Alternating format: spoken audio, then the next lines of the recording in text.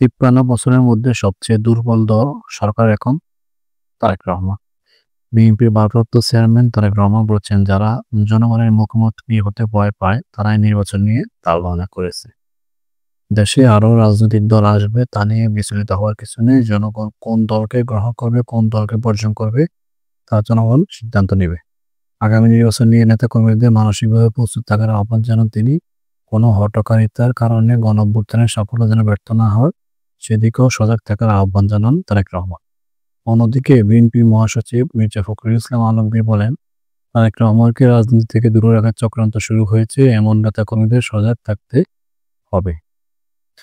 তারেক রহমান বলেন, ৫৩ বছরের মধ্যে সবচেয়ে দুর্বল সরকার এখন। অতি দ্রুত নির্বাচনের ব্যবস্থা করলে দেশে সংকট মুক্ত হবে বলে মন্তব্য করেন তিনি।